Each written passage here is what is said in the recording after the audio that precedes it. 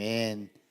오늘 봉독할 말씀을 가지고 테크논의 의미라는 제목으로 말씀을 잠깐 나누도록 하겠습니다. 지금 아시안컵이 진행되고 있죠. 아시안컵이 진행되고 있습니다. 대한민국이 4강에 올라갔어요. 너무 감사하고 너무 행복한 시간이었습니다. 또 어제 우리 일본이 떨어졌다는 얘기를 들으면서 이거 기뻐해야 될지 좋아해야 될지 잘 모르겠어요. 하여튼 그렇습니다. 근데 이 축구 하면서 딱 떠오르는 한 분이 있는데 대표팀 주장인 손흥민 선수죠. 근데 손흥민 선수의 아버지가 손웅정 씨인데 얼마 전에 손웅정 씨가 책을 하나 썼어요. 모든 것은 기본에서 시작한다라고 하는 책인데 그 책에서 이야기하고 있는 기본이라는 게 과연 뭘까를 볼 때 크게 세 가지를 얘기하고 있더라고요. 하나는 축구보다 사람이 먼저다라는 것이었어요. 그러니까 축구 선수를 가르치고 축구를 하는 사람인데 축구보다 사람이 먼저다라는 것을 이야기를 하고 있었고요. 두 번째는 승리했다고 성공했다고 거기에 도취돼서는 안 된다는 것이었어요. 그리고 마지막에 이제 기회라는 것을 얘기하는데 기회는 준비된 사람이 행운을 만났을 때 그것을 기회라고 얘기한다라는 세 가지를 얘기하고 있는데 그 중에서 첫 번째를 여러분들과 오늘 나누고 싶고 오늘 이야기에서 여러분들에게 보여주고 있는 것이 그것입니다. 축구보다 사람이 먼저다. 이것이 기본이라는 것이죠. 축구보다 사람이 먼저다. 근데 오늘 본문 속에서 너무나도 잘 아는 이야기인데 오늘 본문에서 가장 중요한 것이 무엇이냐? 바로 사람이 먼저다라는 것을 이야기를 해주고 있습니다. 오늘 읽은 본문은 여러분들 이미 잘 알고 있는 것처럼 탕자의 이야기입니다. 여러분 탕자하면 누가복음 15장에 있는 이야기잖아요. 근데 누가복음 15장에 탕자를 얘기를 하고 있는데 사실은 누가복음 15장은 탕자가 주인공이 아니에요. 탕자가 주인공이 아니라 이 탕자와 연결된 주변 상황을 통해서 우리에게 보여주고 깨닫게 하시는 메시지가 분명히 있다라는 이야기죠. 누가복음 15장에 탕자 얘기만 있는 것이 아니라 총 세 가지의 비유가 나옵니다. 첫 번째는 잃은 양을 찾아 나서는 이야기고요. 양을 잃어버린 거예요. 두 번째는 잃어버린 드라크마, 주화, 동전이죠. 동전을 하나 잃어버린 여인의 이야기입니다. 그리고 세 번째 이야기가 잃어버린 아들에 대한 이야기예요. 그것이 탕자, 우리가 알고 있는 탕자에 대한 이야기죠. 그래서 이 오늘 본문은 이 잃어버린 아들 탕자의 이야기와 연결된 내용인데 내용은 이미 아시겠지만 혹시 세 가족들이 있을 수 있으니 잠깐 설명을 하면 어떤 사람에게 두 아들이 있었습니다. 그런데 어느 날 둘째 아들이 아버지에게 이야기하기를 자신에게 돌아올 유산을 미리 챙겨달라라고 얘기를 해요. 있을 수 없는 일인데 둘째 아들은 요청을 했고 아버지는 거기에 반응하면서 각각 자신의 분깃을 나눠줍니다. 며칠 되지 않아서 둘째 아들은 받은 재산을 가지고 도시로 나가서 결국 여인들과 창기들과 또 본인이 놀고 쓰는 데 있어서 허랑방탕하면서 완전 모든 걸 다 털어버립니다.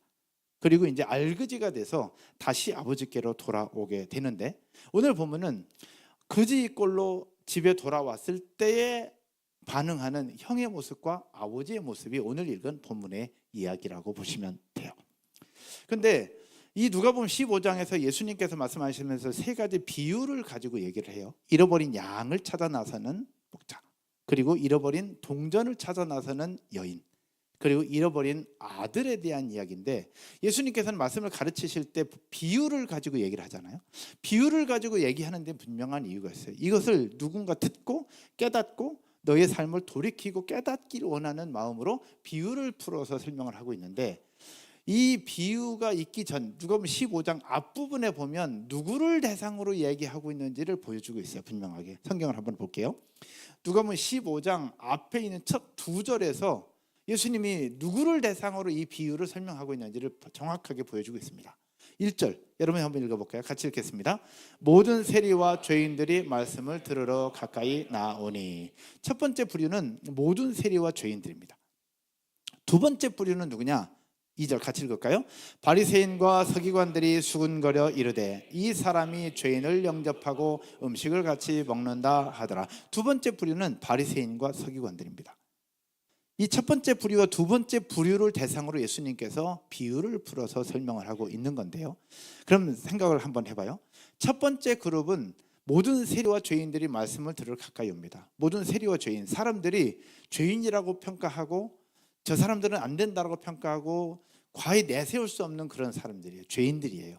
그러나 그들은 이 말씀을 들으려 예수님께 늘 가까이 옵니다. 이 사람, 그리고 두 번째 부류의 사람은 바리새인과 서기관, 늘 말씀을 지키고 성실하게 충성스럽게 나름대로 바르게 살려고 노력했던 사람. 그러나 뒤에 있는 것처럼 수군거려 이르되 이 사람의 죄인을 영접하고 음식을 같이 먹는다 하더라고요. 자신이 가지고 있는 기준으로 다른 사람을 정죄하고 판단하는 그런 부류의 사람. 그러면 첫째 아들과 둘째 아들이 있는데, 첫 번째, 모든 세리와 죄인들은 첫째 아들을 이야기하는 걸까요? 둘째 아들을 얘기하는 걸까요? 여러분이 보실 때 둘째 아들이겠죠. 그리고 바리새인과 서기관들은 누구를 이야기하는 것일까? 바로 아버지의 재산을 가지고 열심히 성실하게 살았던 첫째 아들을 예로 들어서 이야기를 하고 있는 거예요. 그러면서 예수님께서는 그 비유로 들어서 설명을 하고 있는데, 오늘 내용을 볼 때 첫째 아들이 어떤 모습이냐? 밭에서 열심히 일을 했어요. 서기관과 바리새인들처럼 자기 일에 충실했던 사람들이죠. 맏아들도 충실하게 밭에서 열심히 일을 하고 집에 돌아와요. 그런데 집에 돌아와 보니 집에서 잔치가 열리고 있는 겁니다. 그래서 한 종을 불러서 얘기해. 이게 무슨 일이냐? 그랬더니 종이 얘기해 주기를, 당신의 동생이 건강하게 살아 돌아왔다고 아버지가 기뻐하면서 송아지를 잡고 잔치를 벌인 것이다 라고 얘기를 했더니, 그 얘기를 듣자마자 형이 분노하고 화를 냅니다. 그러면서 아버지가 그 사실을 알고 형에게 돌아와서 같이 잔치를 즐기자라고 얘기를 하지만, 형은 삐져서 열내고 분내면서 잔치자리에 들어가지 않으려고 해요. 그러면서 아버지한테 있는 말 없는 말로 쏟아내죠. 차마 그러면 안 되는 아들임에도 불구하고 아버지를 향해서 온갖 분노를 가지고 이야기를 해요. 그러면서 그 내용이 오늘 읽은 본문 29절과 30절의 이야기인데, 한번 볼까요? 우리가 큰아들은 아니지만 우리도 같이 한번 한 목소리로 읽어보겠습니다. 같이요. 아버지께 대답하여 이르되 내가 여러 해 아버지를 섬겨 명을 어김이 없거늘 내게는 염소 새끼라도 주어 나와 내 벗으로 즐기게 하신 일이 없더니. 30절.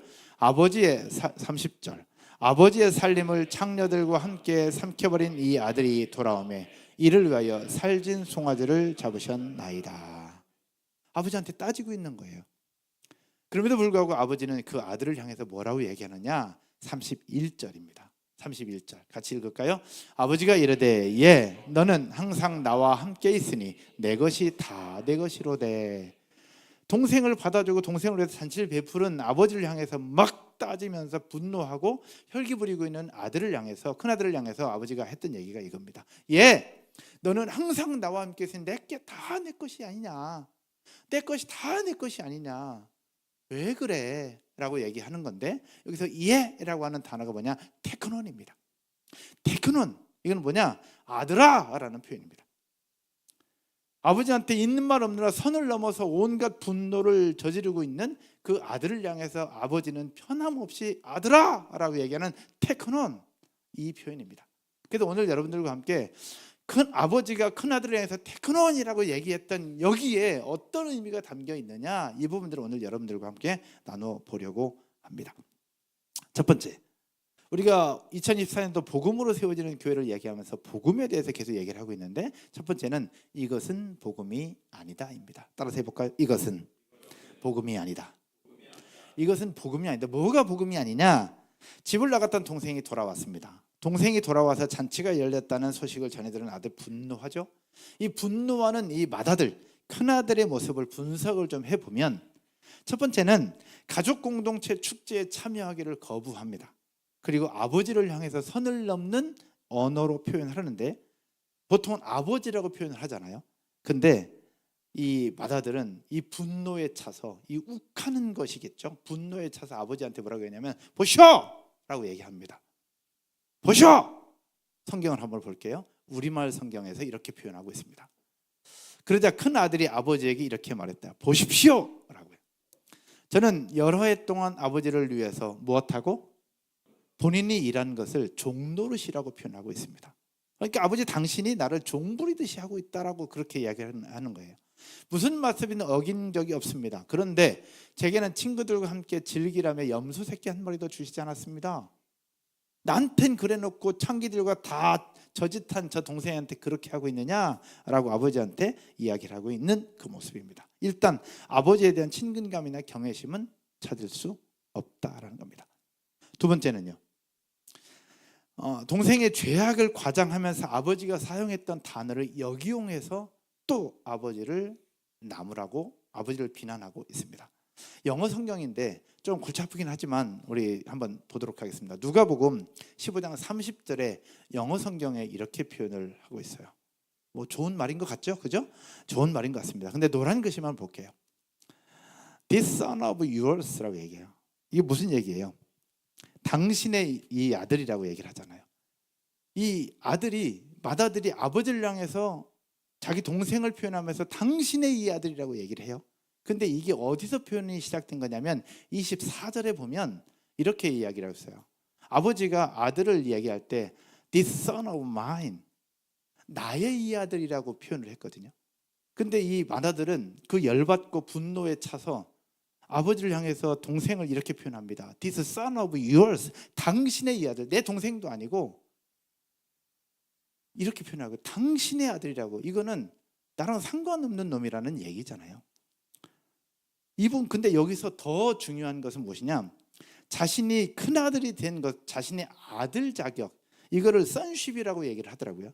아들이 된 것을 자신의 노력에 의해서 정당하게 얻어진 결과라고 판단을 하고 있는 거예요. 그래서 내가 지금까지 이렇게 노력을 했는데 나한테는 아무것도 안 해줬다. 이건 뭐냐? 자신이 뭔가를 대단히 이룬 것이라고 착각하고 있는 그 모습을 큰아들은 계속해서 이야기를 하고 있다라는 거예요. 그러나 반대로 무엇을 얘기하느냐? 동생은 그런 자격이 없다. 왜? 유산 가지고 나와서 다 써버리고 오지 않았느냐? 창기들과 다 허랑방탕하고 오지 않았느냐? 동생은 동생 자격이 없다. 그러나 나는 충성스럽게 일했기 때문에 나는 충분히 그런 받을 자격이 있다. 근데 자격 있는 나한테는 안 하고 자격 없는 저놈한테는 왜 다 해주냐? 라고 큰아들은 이렇게 이야기를 하고 있는 거죠. 그러면서 큰아들이 분노하고 있는 부분들을 설명을 한 번 더 보면 29절과 30절, 우리 한글 성경으로 한번 볼게요. 29절에 아버지께 대답하여 이르되 내가 여러 해 아버지를 섬겨 명을 어김이 없거늘 염소 새끼라도 주어 나와 내 벗으로 즐겨 하신 일이 없더니 내가 여러 해 이렇게 했는데 나한테는 아무것도 안 하지 않냐, 이 얘기를 하는 거예요. 그럼 30절에 아버지의 살림을 창녀들과 함께 삼켜버린 이 아들이 돌아오매 이를 위하여 살진 송아지를 잡으셨나이다. 마음에 안 든다는 얘기죠. 이것을 이 맏아들은 이런 불만을 우회적으로 어떻게 표현하고 있느냐? 현재 남아있는 것은 나의 몫인데 왜 내 동생을 위해서 사용하고 있느냐라는 겁니다. 따라서 해볼까요? 현재 남아있는 것은 내 몫이고 내 건데 왜 내 것을 동생을 위해서 사용하고 있느냐? 여러분, 아버지가 돌아가시면 유산을 큰아들과 둘째 다 나눌 거 아니에요. 그럼 동생 건 다 받아갔잖아요. 그럼 남아있는 건 누구 거예요? 형 거예요. 그럼 지금 살찐 송아지 잡았는데 살찐 송아지 누구 거예요? 아버지 거예요? 아들 거예요? 큰아들 거예요? 큰아들 거예요. 엄밀히 따지면. 그럼 아버지가 아직 살아 계시니까 이건 아버지 건데 본인은 내 거라고 착각하고 있는 거예요. 내 건데 내 허락도 없이 왜 동생을 위해서 잡아줬냐는 거죠. 그리고 또 하나, 동생은 자격이 없는데 나는 충분한 자격이 있다. 지금까지 그렇게 해서 열심히 살았다면 나를 위해서도 뭔가 해야 되는데 나한테는 아무것도 안 하면서 왜 동생한테 그렇게 하고 있느냐, 이것을 얘기를 하고 있는 거예요. 여러분, 이게 큰아들의 생각인데 큰아들의 생각 속에 무엇이 있는지 아십니까? 우리 욥기 말씀을 봤던 것처럼 인과응보적 시각이 고스란히 남아있는 거야. 내가 이렇게 했으니 이렇게 해줘야 되지 않냐. 다른 표현이라고 하면 기브 앤 테이크죠.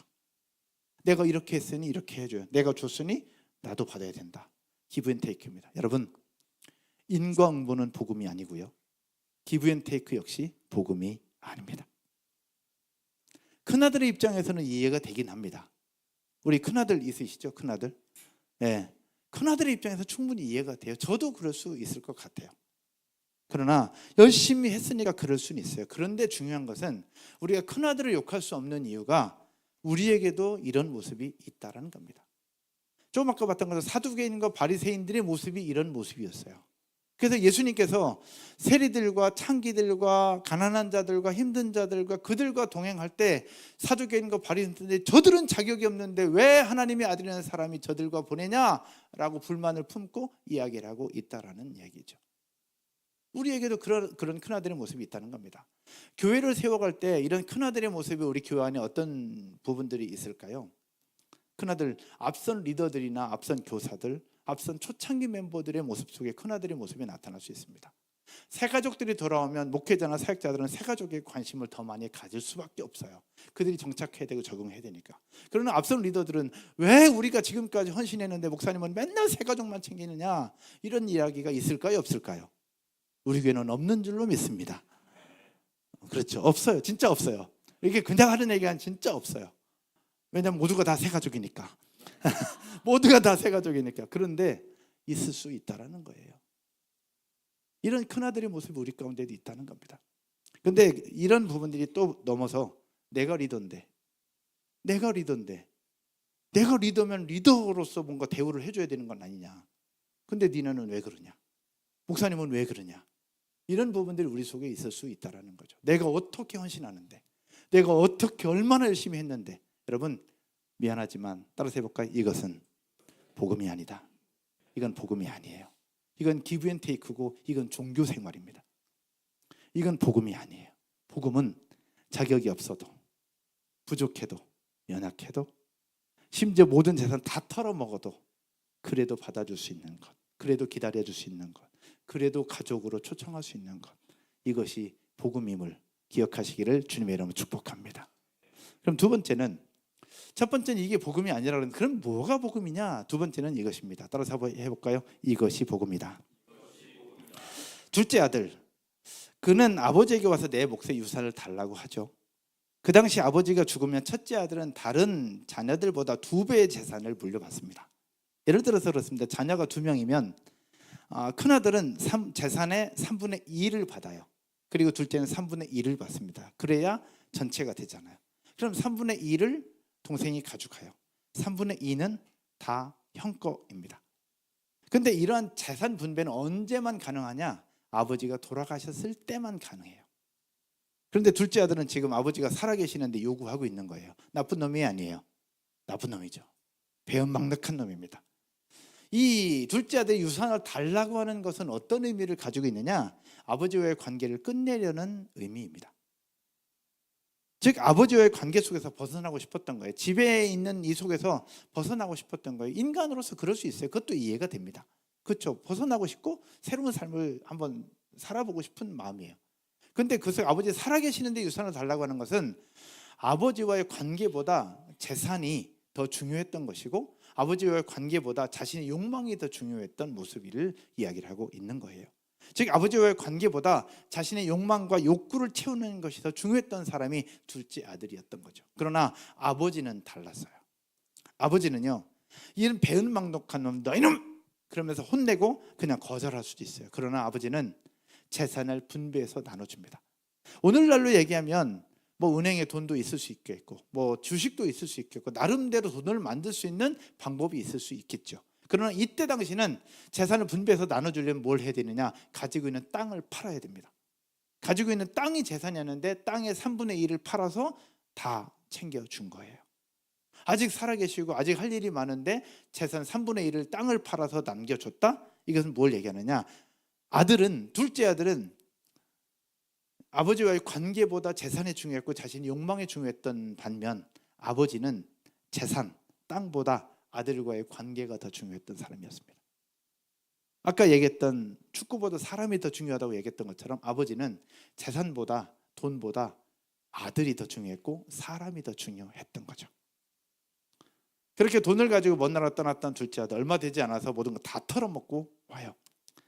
그럴 때 자신의 욕구와 자신의 욕망은 사라지고 완전히 죄인된 모습으로 오히려 아버지의 품꾼이 되는 것이 더 낫겠다라는 생각을 가지고 받아달라고 아버지에게 요청을 하죠.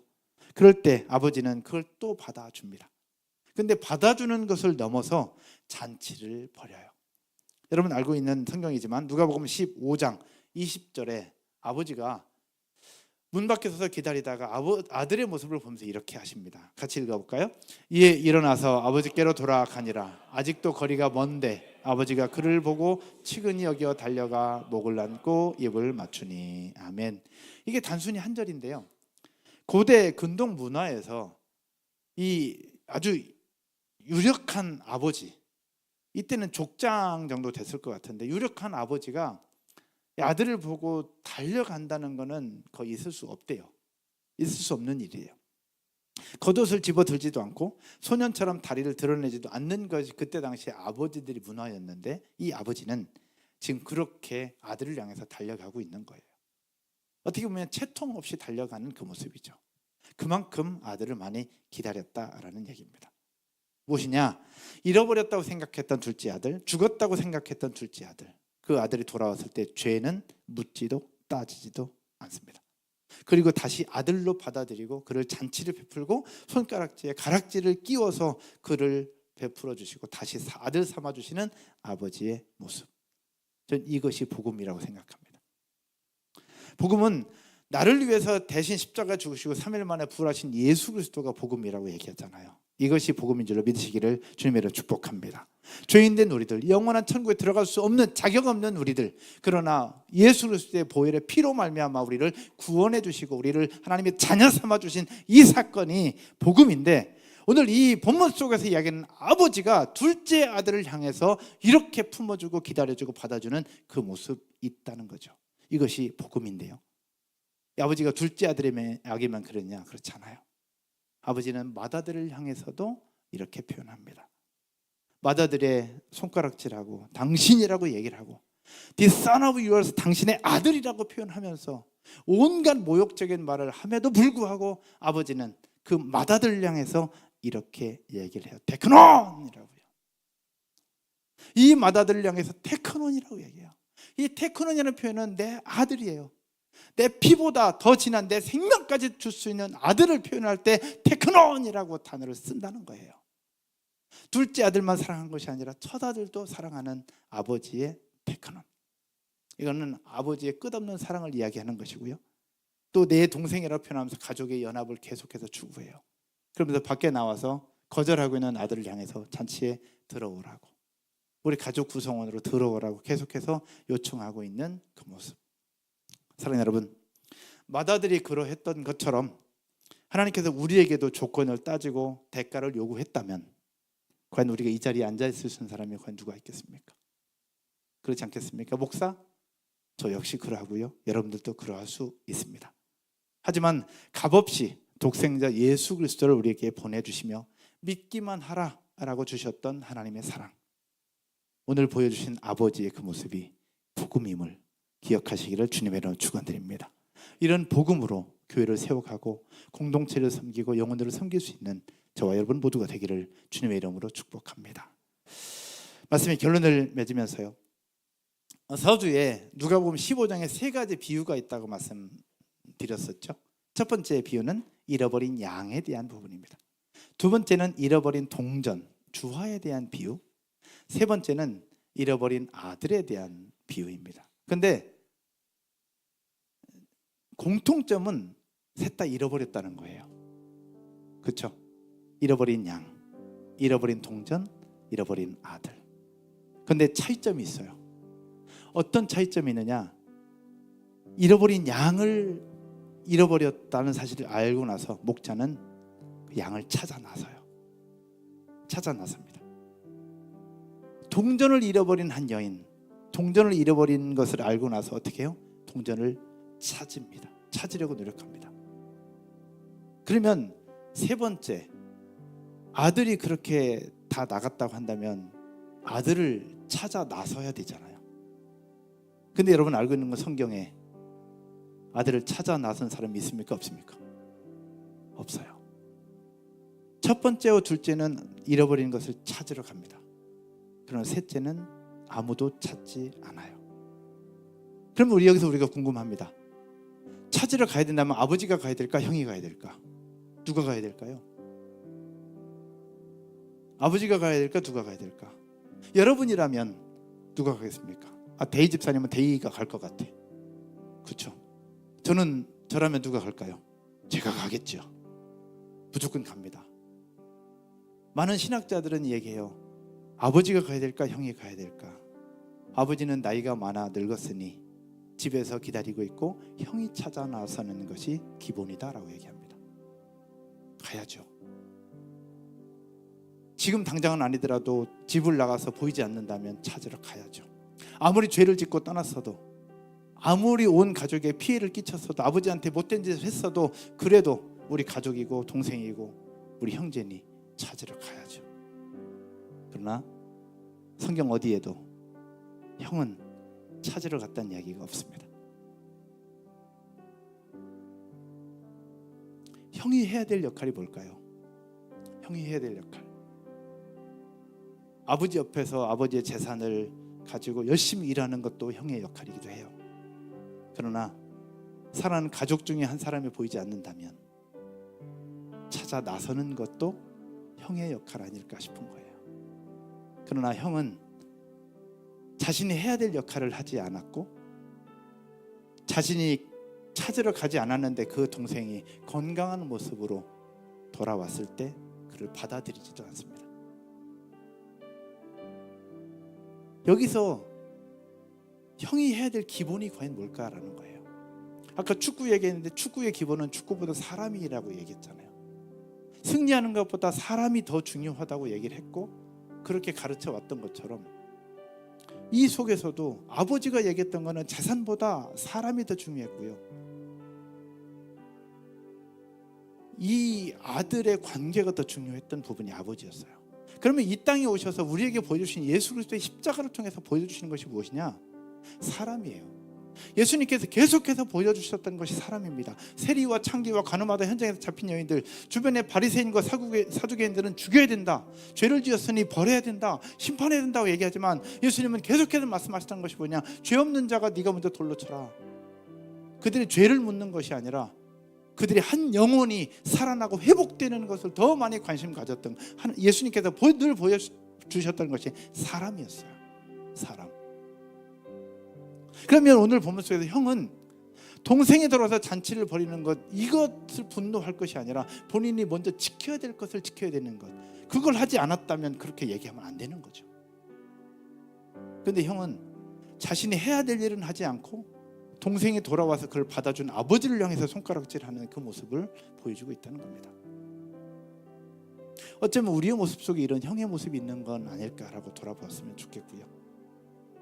그러나 여기에서 우리가 오늘 한번 생각해 보고 싶은 것은 무엇이냐?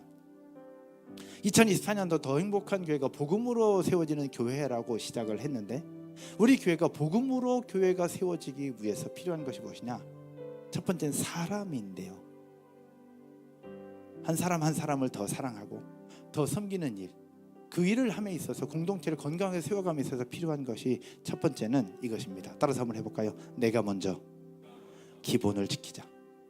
내가 먼저 기본을 지키는 겁니다. 기본을 지키지 않으면서 교회니까 무조건 받아줘야 된다? No. 받아주는 건 기본을 지킬 때 가능한 겁니다. 교회니까 받아줘야 된다? 아니에요. 예수님이 받아줬으니까 받아줘야 된다? 지 맘대로 살면서 받아줘야 된다? 아니에요. 기본을 지킬 때 받아줘야 되는 것이고요, 복음은 받아주고 이해하는 것을 넘어서 내가 먼저 기본을 지키는 것이, 그것이 공동체를 세워가는 것이고, 기본을 지킬 때 서로가 더 행복할 수 있다라는 것 기억하시기를 주님의 이름으로 축복합니다. 그러면 공동체 생활의 기본이 뭐냐라는 겁니다. 우리 공동체 생활의 기본이 뭘까? 일단 첫 번째는 전 예배라고 생각합니다. 교회가 세워지는 데 있어서 예배의 기본이 되지 않으면 그 어떤 것도 되지 않습니다.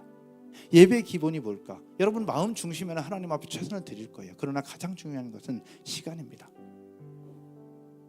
여러분 누군가의 약속을 하고 나서 그 사람이 기다리고 있는데 시간이 됐는데 내가 늦게 그 자리에 들어간다는 거, 여러분 예의가 있는 거예요? 아닌 거예요?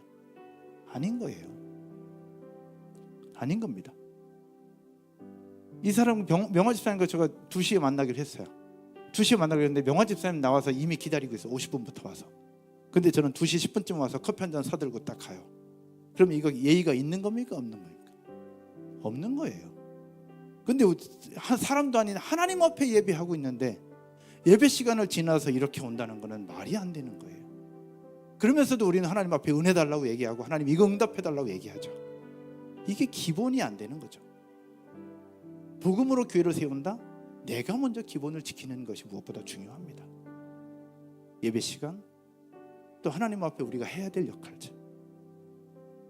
그럴 때 복음으로 교회가 세워질 수 있다. 이 사실을 믿으시기를 주님의 이름으로 축복합니다. 두 번째, 그럼 뭐냐? 두 번째는요, 자막이 있어요. 한번 볼까요? 기본을 지키지 못하는 이들에게 비난하거나 평가하지 말라. 따라서 할까요? 기본을 지키지 못하는 이들에게 비난하거나 평가하지 말라. 기본은 누구에게 해당되느냐? 나에게 해당되는 거예요. 내가 지켜야 되는 거예요. 그리고 나 지키지 못하는 누군가를 향해서 비난하지 말고 평가하지. 왜? 내가 모르는 뭔가 이유가 있을 수 있으니 나만 잘 지키면 되는 거예요. 오늘 본문 속에서 사두개인과 바리새인들이 왜 예수님에게 욕먹었냐? 자꾸 지적하고 평가하기 때문에 그런 거거든요. 오늘 맏아들이 이런 거예요. 본인이 해야 될 일은 못했어요. 동생이 없어졌으면, 동생이 잃어버렸으면 찾으러 나가야지. 찾으러 가야 되는 거잖아요. 아버지가 못 가면 자기라도 가야지. 그게 형이지. 근데 자기는 하지 못하면서 동생한테 자꾸 뭐라고, 아버지한테 글을 받아줘 아버지한테 자꾸 얘기하는 건 말이 안 되는 거예요. 공동체는 복음으로 세워질 수 있는데, 복음은 내가 먼저 지키는 것, 거기서부터 출발합니다. 그리고 혹여나 지키지 못한 이들이 주변에 보이더라 할지라도 그들을 향해서 평가하거나 비난하지 말자는 거예요. 그럴 때 공동체가 건강하게 세워지게 될 것이고, 그러면서 우리 교회는 더욱더 사람 냄새 나는 교회, 사람 냄새 나는 공동체, 서로 인정하고 사랑해주고 존중과 배려가 있는 그런 공동체가 되어질 줄로 믿습니다. 서로 들어오면서 나가면서 인사하는 것도 기본이에요.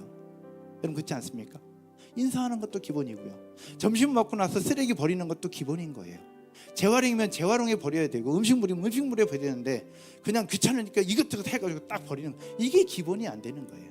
기본은 기본을 지켜야죠. 기본을 내가 먼저 지키면서 받아달라고, 나를 용납해달라고 해야 되는 거지. 기본도 지키지 않으면서 용납해달라? 교회니까? 어디 그런 게 있습니까? 여러분 그렇지 않겠습니까?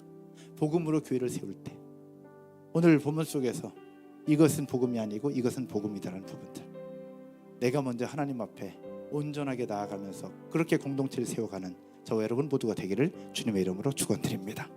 자리에서 한번 일어나셔서 우리 찬송 한 장 드리